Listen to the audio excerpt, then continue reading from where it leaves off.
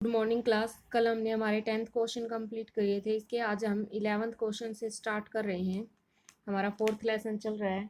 सल्जुक तुर्क कौन थे? उन्होंने तुर्की सत्ता की स्थापना तथा विस्तार किस प्रकार किया? सल्जुक तुर्क सुदूर पूर्व के गैर मुस्लिम थे। 11वीं शताब्दी के पूर्वार्ध में उन्होंने तुरान में सामानियों तथा काराखानियों के सैनिकों के रूप में प्रवेश किया और बाद में उन्होंने दो भाइयों तुगरिल और छागरी बेग के नेतृत्व में एक शक्तिशाली समूह का रूप धारण कर लिया और गजनी के महमूद की मृत्यु के बाद फैली अव्यवस्था का लाभ उठाकर उन्होंने सल्जुकों ने 1037 में खुरासान को जीत लिया और उन्होंने निशापुर को अपनी पहली राजधानी बनाया। इसके बाद उन्होंने अपना ध्यान पश्चिम फारस और इराक की ओर लगाया। 1055 में उन्होंने बगदाद को पुनः सुन्नी शासन के अधीन कर दिया और प्रसन्न होकर खलीफा अल कायम ने तुगरिल बेग को सुल्तान की उपाधि प्रदान की। सल्जुक भाइयों ने परिवार द्वारा शासन चलाने की कबायली धारणा के अनुसार ही मिलकर शासन चलाया। तुगरिल बेग के बाद उसका भतीजा अल्प अरसलन उसका उत्तराधिकारी बना और अल्प अरसलन के शासनकाल में सल्जुक साम्राज्य का विस्तार आनातोलिया आधुनिक तुर्की तक हो गया, जो आज तुर्की है वहां तक। तुर्क कौन थे? गजनी में तुर्की सत्ता किस प्रकार स्थापित हुई और मजबूत बनी? तुर्क लोग तुर्किस्तान के मध्य एशिया घास के मैदानों में इनके खानाबदोश कबायली थे। उन्होंने इस्लाम धर्म को अपना लिया था। कुशल घोड़सवार एवं योद्धा थे। वे गुलामों और सैनिकों के रूप में अब्बासी, समानी और बुहावी शासकों के अधीन कार्य करने लगे और वे अपनी वफादारी तथा सैनिक योग्यताओं के बल पर उन्नति करके उच्च पदों पर पहुंच गए। 961 में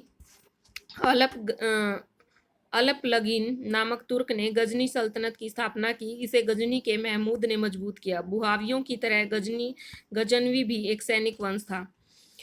उनके पास तुर्कों और भारतीयों जैसी पेशेवर सेना थी, परंतु उनकी सत्ता एवं शक्ति का केंद्र खुरासान और अफगानिस्तान में था। अब्बासी खलीफे सत्ता वैधता के स्रोत थे।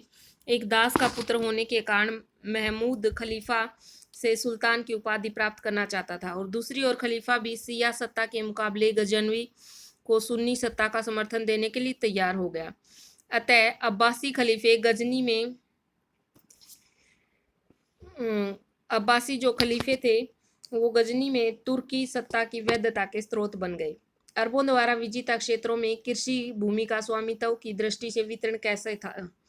अरबों द्वारा नए जीते गए क्षेत्रों में लोगों का प्रमुख व्यवसाय कृषि था। इस्लामी राज्य ने इसमें कोई परिवर्तन नहीं किया। कृषि भूमि के स्वामी छोटे बड़े किसान थे। कहीं कहीं भूमि पर राज्य का स्वामित्व था। ईरान में जमीन बड़ी बड़ी इकाइयों में बटी हुई थी जिस पर किसान खेती करते थे। ससानी और इस्लामी कालों में भूमि के स्वामी राज्य की ओर से कर एकत्र करते थे। उन प्रदेशों में जो पशुचारण की अवस्था थी वो स्थिर कृषि की अवस्था तक पहुंच गए थे। भूमि गांव की साझी संपत्ति थी। इस्लामी विजय के बाद मालिकों द्वारा छोड़ी गई भू संपदाओं को राज्य ने अपने हाथ में ले लिया था और इसे साम्राज्य के विशिष्ट वर्ग के मुसलमानों को दे दिया गया था। विशेष रूप से खलीफा के परिवार के सदस्यों को दिया गया था। नेक्स्ट क्वेश्चन है हमारा, अरब साम्राज्य में भू राजस्व की क्या व्यवस्था थी? अरब साम्राज्य में कृषि भूमि को सर्वोपरि नियंत्रण राज्य के हाथों में था। वह अपनी अधिकांश आय भू राजस्व से ही प्राप्त करते थे। अरबों द्वारा जीती गई भूमि जो अब उन मालिकों के हाथ में थी, खराज नामक कर लगता था। यह खेती की स्थिति के अनुसार उत्पादन के आधे भाग से लेकर 5वें हिस्से के बराबर होता था। उस भूमि पर जिसके स्वामी मुसलमान थे अथवा जिस पर उनके द्वारा खेती की जाती थी, उपज के 10वें भाग के बराबर कर वसूल किया जाता था। अतः गैर मुसलमान कम कर देने के उद्देश्य से मुसलमान बनने लगे, क्योंकि जो मुसलमान थे उनसे कम कर लिया जाता था। इसलिए लोगों ने सोचा कि हम भी अगर मुसलमान बन जाएंगे तो हमारे से भी कर कम लिया जाएगा और इससे राज्य की आय कम हो गई। और इस समस्या से निपटने के लिए खलीफाओं ने पहले तो धर्म परिवर्तन को निरुत्साहित किया और बाद में कर वसूलने की एक समान नीति अपनाई कि चाहे वो मुसलमान है चाहे गैर मुसलमान है, दोनों से कर समान लिया जाएगा। 10वीं शताब्दी से प्रशासनिक अधिकारियों को उनका वेतन राजस्व में दिया जाने लगा। इसे इक्ता कहा जाता था और जिसका अर्थ था भू राजस्व का भाग। नेक्स्ट क्वेश्चन है हमारा, अरब साम्राज्य में कृषि की समृद्धि के लिए क्या क्या पग उठाए गए? यानी कि क्या क्या स्टेप लिए गए, क्या क्या कदम उठाए गए। अरब साम्राज्य में राजनीतिक स्थिरता के आने के साथ साथ कृषि में समृद्धि आई। इसके लिए कई पग उठाए गए। पहला तो था नील घाटी सहित कई जो क्षेत्र थे उनमें सिंचाई प्रणाली का विकास किया गया। इसके लिए बांध, नहरें और कुएं खोदे गए। अपनी भूमि पर पहली बार खेती करने वाले लोगों को कर में छूट दी गई, क्योंकि वो भूमि इतनी उपजाऊ नहीं थी, इसलिए उनको कर में छूट दी गई। खेती योग्य भूमि का विस्तार किया गया। इन सब कार्यों के परिणाम स्वरूप उत्पादकता में वृद्धि हुई।